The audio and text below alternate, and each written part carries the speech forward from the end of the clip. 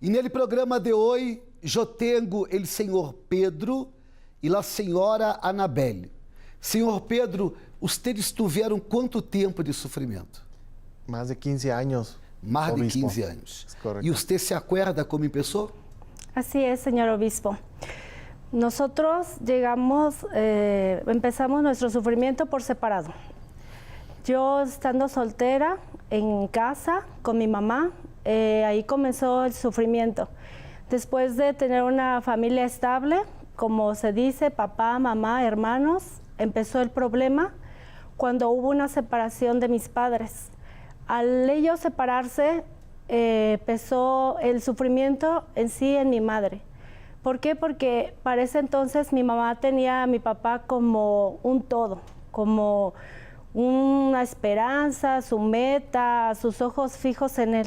Entonces, al irse mi papá de la casa, ella comienza a tener una gran depresión. Esa depresión se empieza a mostrar en su carácter, en su forma de ser, en su conducta, en su trato para con nosotros. Ella comienza a ser muy agresiva con nosotros. Nosotros, mi hermana, mi hermano en ese entonces, sufrimos mucho porque cada uno hacía su vida por su lado, pero dentro de casa había muchos problemas debido a esa ya falta de mi papá.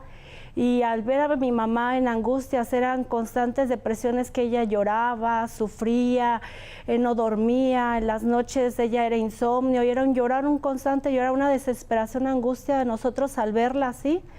Nosotros eso lo vivimos en problemas entre nosotros. ¿Qué era esto? Agresiones a punto de golpes. Mis hermanos, nosotros nos veíamos ya como enemigos, llegábamos al punto de golpearnos. Como puede ver, yo uso cabello largo, mi hermana igual también usa cabello largo. Hubo un tiempo donde, lo recuerdo muy bien, nos golpeamos y nos tomamos de cabello, pero era una agresión, una furia dentro de nosotros, no nos podíamos separar. Llegó mi mamá, intentaba separarnos, no pudo, tuvo que llamar a mi tía en este caso. Ella fue quien insistía, ¿no? Suéltense, son hermanas, esto. Nosotros no veíamos eso. Nosotros ya no teníamos cariño por nosotros ni respeto. Aún siendo yo la mayor, no había cordura en mí. Mi hermana, siendo la menor, pues debía haber sido cuidada y todo eso. Y yo, lejos de eso, la veía con agresión. En esa ocasión terminamos en golpes. Al momento de separarnos, mi hermana quedó con un puño de cabellos en su mano y con furia, así, su expresión, la mía era como de no nos hubieran soltado, o sea, queríamos acabarnos con ese momento, era un odio, rencor entre ella y yo. Así iba siempre, ¿no? Constantes problemas, constantes agresiones. Ella en su mundo, mi hermana en ese entonces era pequeña, iba en la secundaria, comenzó a tener vicios, comenzó a involucrarse con sus compañeros en alcoholismo, de estos niños que toman una botella de la cantina de los padres y tomar a escondidas. Yo en una depresión constante. Mi hermano también por su lado, en sus relaciones y todo eso, todo era un desorden. Mi mamá estaba más involucrada en ver cómo recuperaba a mi papá. Todo esto llevó a nosotros a supuestamente buscar soluciones. Estas soluciones mi mamá las encontró pues primeramente con lectura de cartas. Íbamos a lugares donde nos leían las cartas y ahí comenzaban ellos a decir: no sabe que usted tiene esto, sucedió esto, por eso y por esto. Y luego era tarot y era más y más involucrarse. Ya después ellos tenían esa tendencia de, bueno, usted está mal, a usted le hicieron un trabajo, ¿qué vamos a hacer? Pues usted tiene que participar también en un trabajo espiritual. O sea, tiene que traer veladoras, tiene que traer ramos, tiene que traer esta oración, estas lociones. Ahora íbamos, nos daban brebajes, nos daban a participar en cuestiones, todo eso de santería, rituales. Recuerdo muy bien un ritual muy en particular, donde esta persona que hacía el trabajo de brujería trabajaba en una habitación. Esa habitación la marcaba con alcohol un círculo y un pentagrama. A nosotros, él hacer ese ritual, a nosotros nos colocaba en medio de la habitación enredados en una sábana. Él le llamaba esa sábana santa, supuestamente, donde él, después de que se hacía todo ese ritual, él abría esa sábana y ahí, según él, la leía. Leía qué es lo que estaba haciendo, qué había provocado el problema, todo eso. En lugar de cartas, él utilizaba ese tipo para, supuestamente, él decirnos qué sucedía. En ese ritual, cuando nosotros estábamos dentro del círculo, él lanzaba una llama y, obvio, por el alcohol se elevaba, toda la habitación se llenaba de flamas altas, elevadas yo creo que como unos 70 centímetros a 1 metro de altura. Todo eso era muy impresionante. ¿Por qué? Porque, pues, imaginé mi situación, yo adentro de esa habitación totalmente cerrada y envuelta en una sábana, era sofocante, era así como que o esto es para bien o esto es para mal, ¿no? Ellos decían, no, esto va a ser para bien, ustedes sigan constantes y todo eso. Esa es una de las cosas más impresionantes que vivimos. Por ejemplo, también usábamos amuletos, mi mamá usaba mucho protecciones, llevaba gente a la casa supuestamente a hacer ese tipo de rituales con chiles, con veladoras. Muchas veces de madrugada nos hacían levantarnos, hacer tipo oraciones, rituales, a lavarnos con jabones, preparaban ellos brebajes y nos decían, ¿sabe qué? Tiene que tomarlo así, así, porque esto va a hacer que salga lo que les dieron a comer, lo que les dieron a beber, porque a ustedes les hicieron un trabajo para provocar esa separación, esos pleitos en su casa, pero tienen que hacer esas cosas constantes. ¿Para qué? Para que ustedes vean resultados. Y así en ese ir y venir, pues surgían mucho más problemas. Yo en ese lapso tuve una relación sentimental de un noviazgo que duró como unos 3 años y medio. Esa relación ya no se dio a un matrimonio, entonces esa fue también un causal para mí, para hundirme en depresión. Ese tiempo yo estuve muy deprimida, mi vida en ese momento ya empezaba a tener, aunado a lo que ya acontecía en la familia, se juntó esto, entonces para mí eso era desesperante. Yo comencé a tener deseos de ya no querer vivir más, de que mi vida no tenía sentido, de que no tenía por qué estar si solamente iba de mal en peor, ¿no? Había falta de mi papá, problemas con mi mamá, mis hermanos, después un accidente que quitó la vida a mi hermano, un accidente que también provocó fallas en la salud de mi hermana. Todo eso aunado a la última, como se dice, la gota que derramó el vaso. Termino yo con esta persona y al igual que mi mamá sentía como que yo tenía mi esperanza en esa persona y dije, no, pues ya no está él, ¿qué hago? ¿No? Comencé a deprimirme y así caminaba yo mi vida como un zombie, porque vivía por vivir. Yo, por ejemplo, te decía, mira, Señor, si tú existes, ojalá esta noche cuando yo dormía me muera, yo no quiero despertar. Y al otro día despertaba y decía, otra vez, otro día más, ¿para qué vivir? Porque era cotidiano, era monótono, no tenía yo placer de la vida, tenía tristeza, tenía angustia, tenía miedo, era yo muy insegura, muy tímida en las cuestiones para relacionarme. Yo también empecé a no creer ya en el matrimonio. Dije, si a mi mamá le pasó eso, yo no voy a avanzar. Si ya me pasó esto, que supuestamente era estable y no se dio, no hay por qué seguir. Entonces, comencé a tener noviazgos esporádicos o intentos de noviazgo y era una inconstancia en mí, porque quizás decía yo, si a mi mamá le engañaron en cierto momento, si tantos años que ella dio de su vida para ese matrimonio y no hubo una fidelidad, yo se me metió ese pensamiento, ¿no? antes de que yo me engañen, yo engaño. Yo supuestamente estaba con una persona y ya estaba haciendo infidelidad en noviazgos, porque decía, no, antes de que lo hagan conmigo, yo lo hago. Y era un constante. No había esa estabilidad en mí. Todo era de mal en peor, todo era inconstante y no era felicidad. Vícios? En alguna época también tuve un vicio, sí. Después de que yo era abstemia, yo de hecho no toleraba el alcohol ni nada, por lo mismo de involucrarme sentimentalmente o con amistades. En esa época yo comencé a ser bebedora social. Al estar reunida, pues iba con personas que tomaban, que fumaban, íbamos a bares, íbamos a reuniones, pues ellos lo hacían, pues ¿qué queda? Hacerlo también, ¿no? Para entrar en ese círculo, para sentirse bien, para estar bien. Mi mamá, de hecho, lo veía un tanto mal porque decía, oye, hija, tú nunca habías bebido y ahora, ¿qué pasa, no? Ay, mamá, no te preocupes, no pasa nada, o sea, es un poco, ¿qué tanto es tantito?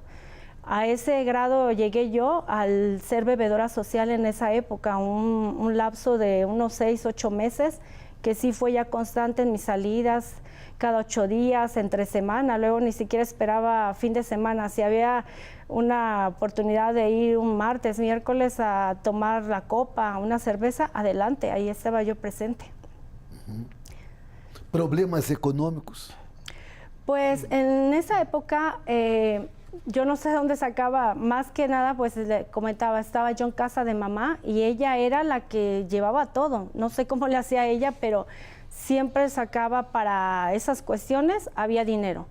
Pero para tener algo más estable o algo de superación no lo había, era como un estándar, porque ella todo el dinero que tenía siempre lo llevaba a las casas de limpias y a todas esas personas que le demandaban grandes cantidades de dinero. Eram tormentos espirituais, Sí. Problemas de salud, problemas de vícios, Así es. econômicos, de bueno que tinha. Nada, señor. Assim era a sua vida. Así es. Desta maneira você conheceu la Universal? Pues sí, pero antes de llegar había más. Precisamente cuando nosotros nos empezamos a involucrar con las cosas de santería, ahí vienen más problemas. Al supuestamente ir ahí íbamos a terminar bien, ellos decían, pero ¿qué pasó? En mi vida espiritual yo comencé a tener tormentos. ¿Cuáles eran estos? Yo empecé a escuchar voces, empecé a escuchar audiciones muy nítidas que me decían, mira, si no funciona tu vida con tu familia, si no tienes suerte en el amor, si no te va bien en esto, si tú ves para allá y todo va mal, y todo gris, y no tienes más deseos, pues mátate. Eran claras las audiciones que yo escuchaba. Yo, por ejemplo, llegué a agredirme físicamente. Yo veía en el espejo y tenía un odio de mí misma. Quizás muchas veces no necesitaba que alguien viniera y me agrediera, pero yo misma me provocaba agresiones, me golpeaba la cara, me rasguñaba, me hacía daño físicamente. Era algo grave porque parecía que yo estaba ya loca, trastornada. Esto no se daba cuenta mi mamá porque ella andaba en sus cuestiones. Yo siempre que estaba sola era lo que yo, entraba tanta angustia, tanta depresión que decía, pues sí es cierto, no tiene sentido la vida. Y esa voz era constante, constante, al grado de yo intentar suicidarme 3 veces con cuchillo en mano. Agarré cuchillo y lo puse al cuello, pero en esas 3 veces nunca una fuerza, nunca permitió. Siempre quedaba yo con la mano aquí y soltaba el cuchillo. O sea, era fuerte porque agarraba y directo. Y eso lo hacía yo directo porque mi hermana en esa época, ella intentó suicidarse. Ella intentaba suicidarse con pastillas. Ella fue a la clínica, le hicieron lavado de estómago. Pero yo decía, si yo hago lo que mi hermana, voy a terminar como ella. Simple y sencillamente voy a hacer lavados de estómago, me voy a lastimar el estómago y no va a acabar. Entonces, ¿qué es más práctico? Decía yo, un cuchillo. Agarraba el cuchillo y le vuelvo a comentar, iba directo al cuello. Pero había algo, una fuerza que luchaba contra de mí y soltaba el cuchillo Y yo terminaba llorando, tirada en el piso y angustiada, deprimida. Era terrible. A esto se juntó de que a mi lado caminaban unas sombras como supuestas protecciones que nos habían comentado iban a enviar estas personas a las que visitábamos. Esas bultos o sombras las tenía yo muy presentes, caminaba con ellas, iba de día, allí iban, iba de noche, allí iban. A lo mejor era tanto mi creencia en eso que me acostumbré a ellas. Mucha gente puede decir, ay no, qué miedo. No, a mí ya era como que, no, es que son protecciones que me enviaron, entonces todo va bien. Pero cada vez era peor la situación, porque mi mamá no mejoraba, mi hermana no mejoraba, y yo cada vez peor. O sea, que prometieran un cambio, no. Todo iba hasta fondo de pozo. Não havia salida. No. A los ojos de todos, era um caso perdido. Sí, por supuesto. Ya no había cómo salir de ahí. Desta maneira, você chegou à Universal. Así es. E você, como era a sua vida? Totalmente descontrolada, obispo. Yo crecí, bueno, yo soy el más pequeño de 9 hermanos. Mi papá y mi mamá siempre tuvieron problemas en cuanto a lo sentimental en el matrimonio. Mi papá tuvo relaciones con otras mujeres y otros hijos. Entonces, casi no nos atendieron a nosotros. Al mismo que yo era el hermano menor, mi mamá enfocaba más su atención a los mayores. Y yo fui creciendo con ese resentimiento de que yo era el pequeño, no había atención en mí. Y así fue creciendo, así fue creciendo. Ya en mi adolescencia, ya es donde empezaron los verdaderos problemas. Totalmente mi vida descontrolada, sin valor, sin responsabilidad. Todo eso empezó, yo me sentía libre. No había quien me diera un regaño, un jalón de orejas. Para ese entonces ya mi mamá ya había fallecido. Entonces yo empecé a copiar patrones que mi papá tenía, de tener relaciones con mujeres, en el vicio del alcohol, ¿sí? Sin responsabilidad. Entonces todo eso fue creciendo un poco más, porque no había quien me pusiera a mí un freno, ¿no? Entonces tenía yo una vida descontrolada, ¿sí? Yo bebía los fines de semana, sábado y domingo, que son los días que no trabajaba, y era de perderme en el alcohol, siempre. Y con eso había mujeres que yo me podía relacionar con ellas sin ninguna responsabilidad alguna, ¿no? Entonces, eso era mis grandes vicios, por así decir, eran mis grandes problemas que yo tenía. Entonces, a la hora que yo quería yo emprender algo, no funcionaba porque no era yo responsable en nada, ¿no? Entonces, yo trabajaba y estudiaba al mismo tiempo, pero cada vez que había una oportunidad de crecimiento en laboral, fracasaba yo, porque no era una persona responsable, ¿sí? Yo era muy mentiroso también, en el sentido de que fácil se me hacía decir algo, promesas, pero no las cumplía.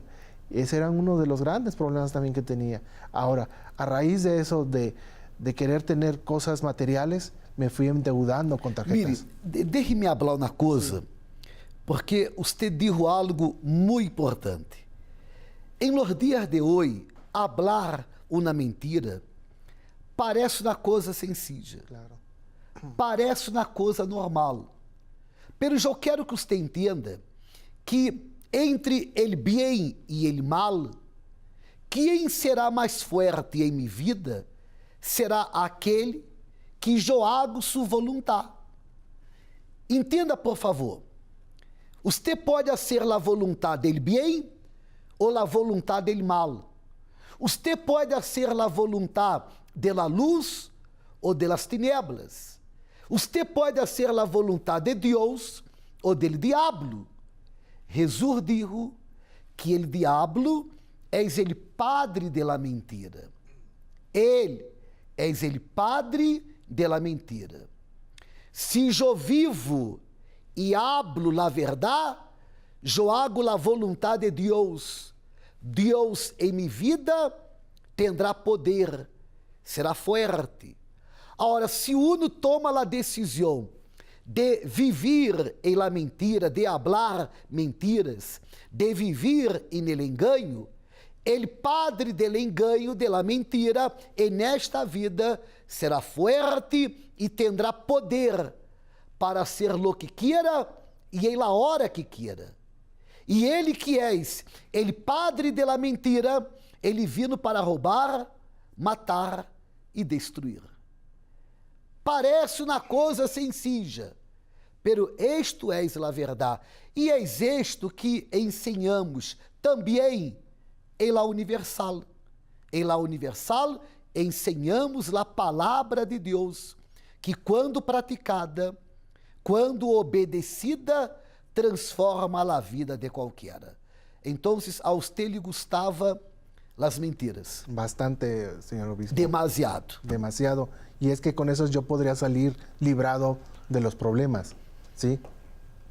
A raíz de esto, que me fui endeudando con las tarjetas de crédito, ya no podía yo pagar. Entonces lo que tenía que hacer, esa era mi idea, de cambiar de domicilio. Mentir, mentir de donde yo vivía, cambiarme para poder salir de ese problema. Según así yo podía librar el problema. Pero era tanto mi angustia, decía, en algún momento me van a encontrar y voy a ir preso. Y eso era mi angustia, era mi desesperación. Llegaba el momento de que en las noches yo no podía yo dormir por esa angustia, ¿verdad? Me paraba, caminaba, hacía diferentes cosas, pero seguía el mismo problema, seguía. Y después decía, bueno, ya pasó esta angustia un momento, y otra vez seguía con mi desorden, mi responsabilidad. No había en mí un control totalmente. Mis placeres eran momentarios, llegaba yo al domicilio y seguía yo, incluso hasta llorar, te decía, creo que no, mi vida no tiene sentido. ¿Dónde voy a parar, no? Si sigo así, ¿cómo voy a hacer para salir de esos problemas? Y eso me angustiaba mucho. Ahora, cada vez que yo tomaba, me desahogaba yo peleando en las cantinas, en los bares o incluso en la misma casa, que llegaban ahí los supuestos amigos a convivir conmigo. Y todo salía en pleito. Yo era tanto mi coraje, mi resentimiento desde niño, de juventud, que ahí me desahogaba yo peleando.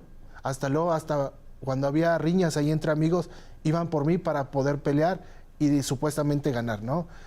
Eso era lo que pasaba conmigo, esos eran mis mayores problemas que yo tuve. Vícios, problemas econômicos, de todo. De todo, obispo. Y obviamente hacía que otras personas sufrieran, en el caso de que yo me relacionaba con muchas mujeres, porque yo decía, pues tengo que ser igual que mi papá, porque este tipo de vida me tocó, y si no soy así, no voy a pertenecer a lo que es mi papá, ¿no? Y eso era de las ideas que yo tenía en mi juventud. Eso era así. Y entonces, pues a mí se me hacía fácil, pues, andar con una mujer. Si ya no funcionaba, era algo como desechar algún papel en bote de basura. Así era, sin responsabilidad, sin nada, sin valor. No tenía sentido mi vida. Así es como De esta manera, usted llegó a la Universal. Así es, señor obispo. Así es como llegué yo, con esos traumas incluso, con esos traumas de una vida sin valor, sin sentido. Así lo puedo yo definir. Una vida perdida. Perdida totalmente. Como que usted paró de sufrir? Bueno, todo comenzó por una invitación de mi madre. Ella ya asistía al centro de ayuda y insistía mucho, vamos hija, pero no me hacía todavía la dura. Hasta que un día, decidida, dije, bueno, voy. Decía mamá, vas a ver, hija, va a cambiar tu vida, pero basta con que tú tomes la decisión de que tú vayas y participes. Es entonces ese día que yo hice caso a mi mamá y llegué. Llegué y desde ahí mi vida comenzó a cambiar. Fue un parteaguas, un antes y un después. Yo puedo decir que desde el primer día que pisé el Centro de Vida Universal, tuve vida. Ahora sí comencé a vivir mi vida totalmente cambiada. ¿Por qué? Porque yo empecé a escuchar la voz de Dios. En ese momento, cuando yo llegué, llevaba unas ansias. Tenía yo, como se llama, esa sed de Dios. Yo sabía que ahí algo iba a pasar. Cuando comenzó el momento de oración, yo en ese momento decidí abrir mi corazón para Dios. Yo sabía que mi vida estaba totalmente perdida y que ahí era un cambio o un cambio. Porque si yo salía de ahí y no había un cambio, mi vida iba a estar más que perdida. Ya sinceramente yo creo que se iba a llegar a acabar con ella. En ese momento decidí hacer caso a la voz de Dios, a su llamado, abrí mi corazón, pedí perdón a Dios porque reconocí que yo estaba mal, había intentado contra mi vida que era grave. 3 veces. 3 veces. Es bueno aclarar que fueron 3 intentos. Así es, señor obispo. Fueron 3 intentos de suicidio porque en ese momento era mucha mi angustia y yo decía, esa era la salida. Por eso cuando yo escuché que Dios era vida, dije, de aquí me tengo que agarrar porque Él es vida, Él es cambio, Él es transformación. Tengo muy presente esa palabra que dice, venid a mí todos los que estás cargados y cansados, que yo os haré descansar. Yo estaba cansada, estaba harta. ¿Cómo que se encuentra hoy su vida? Totalmente distinta, totalmente distinta.